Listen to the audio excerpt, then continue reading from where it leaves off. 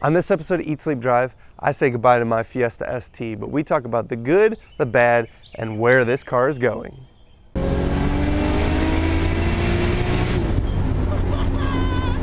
What is going on, guys? Welcome to another episode of Eat, Sleep, Drive.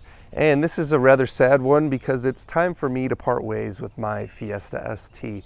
I never really give reasons why I get rid of cars because I just move on to next cars. I want to experience something else. So I'm not going to say that this car is doing X and I don't like it, therefore I'm getting rid of it. But I wanted to give a summary of my ownership experience. What was good, what was bad, what I'm going to miss, what I'm not going to miss, kind of what the deal was with this car. So I bought this car roughly 6 months ago. I bought it over the winter.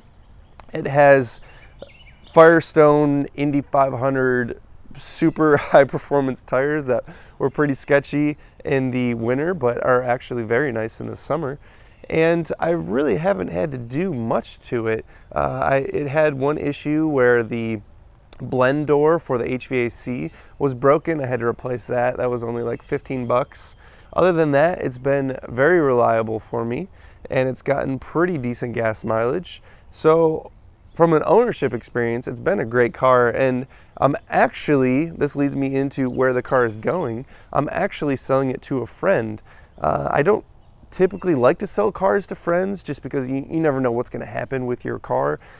You wouldn't want it to break down and then have your friend be upset with you about it, but I think this car is overall pretty solid. Now, that leads me to the price of the car. So I bought this car for $7,800, and it was the cheapest Fiesta ST in the country, and it actually still is the cheapest clean title Fiesta ST in the country. This morning, I did a search on Auto Trader for all the Fiesta STs in the country under 10 grand. There were three. One of them was wrecked, one of them was rebuilt title, so previously wrecked and repaired, and one of them had 130,000 miles on it and they were still asking 10 grand for it. So this car I'm basically selling to my friend for just a break-even price. It's basically everything that I have into it, and it's still a heck of a deal. If I really wanted to maximize my dollar, I'm pretty confident I could get over 10 grand for this car. But once again, it's just one of those things like for a friend. I think he's really going to enjoy the car, and I'm just happy to see it go to a good home. So that's basically the deal and my ownership summary. Let's go for a drive and let's talk about what I'm going to miss about the car, what's good, what's bad, and finally say goodbye to it. So what am I going to miss about the Fiesta ST? This right here. The handling of this car, the dynamics of this car are something I haven't experienced in like a $20,000 car new ever before. Simply put, this steering is phenomenal. Sad to say, it's better than my BMW that I just picked up, my 335i. It's way better. In fact, it's super accurate, and I do get feedback through the wheel. The turn in is so unbelievably quick and sharp. It's just unbelievable for a front wheel drive car. Things I'm not going to miss are what's happening right now. Uneven roads. This car simply doesn't like uneven roads. Basically, you got that beam rear suspension, short wheelbase, and it's made to be sporty. Now, once again, I get that. I get sportiness, but unfortunately, they've brought sportiness to the car at the expense of ride quality. And for some people that is important. Sportiness is important to me, don't get me wrong, but there has to be a balance there. And this car has too thin a sidewalls, it has too short a wheelbase, and the wrong spring rates for the street, in my opinion. Amazing for autocross, not great for these Ohio streets. Another thing I'm really gonna miss is this eager little engine. What a fantastic little 1.6 liter. It suits this car so well. It's got so much mid-range punch, and it doesn't lose a ton of steam up top, but it just seems to always have power, especially for a little 1.6 liter. There's not like a ton of lag in it. Ford's really done an amazing job with this engine. And like I said, it suits the car really well.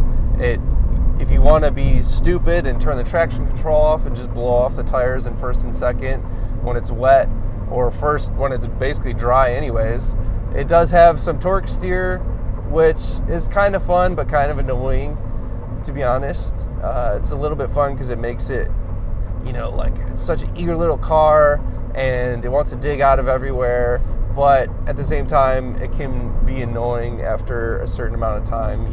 You're kind of like, I'm over it, but it makes you feel a little faster than it is, to be honest with you.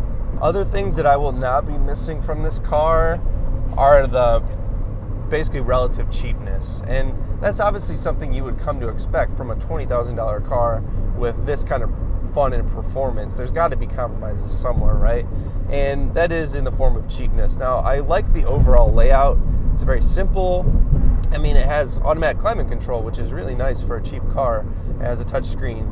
Those things are nice, but the plastics are really cheap. They feel cheap. They look cheap. And, it's just like, couple that with the suspension, it doesn't feel like a very refined car.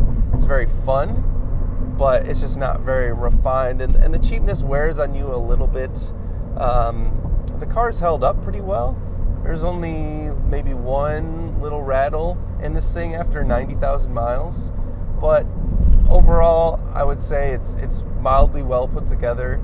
So even though it's cheap, I wouldn't say it suffers from really poor build quality. The last thing I'll miss from this car is the ability to run 87 octane and get 30 miles to the gallon. There are certain cars that are turbocharged that are made to run regular fuel, which are few and far between, but Ford does a lot of them, and this is one of them. If you guys haven't seen the dyno video, check out that video where we did a test of 93 versus 87 in this car. Certainly there was a difference, but for regular street driving and when you weren't getting the car too hot, it wasn't too terribly big of a compromise to save $1 a gallon. I'm definitely going to miss that in this car. The BMW that I bought, I would never consider running 87 in. That's just a recipe for complete disaster. But in this car, it was just fine, and it's summertime, and everything is seemingly fine with it running regular fuel. So I'm definitely going to miss that, getting 30 miles to the gallon. It's a fuel-efficient car. It's fun to drive. So in that regard, it's kind of hard to give up. But there's always something else, and there's always something else to try. And I hope you guys enjoyed this time with the Fiesta. It didn't invoke as much response as I initially thought when I bought it. It's kind of a shame, really. It's kind of sad that a lot of people either don't know about this car or misconstrue it, because it is a fantastic little car, and there are definitely a lot of things about it that I'm gonna miss. But Zach, the future owner in a matter of hours, enjoy the car. I know you will. And what more to say about a Fiesta ST?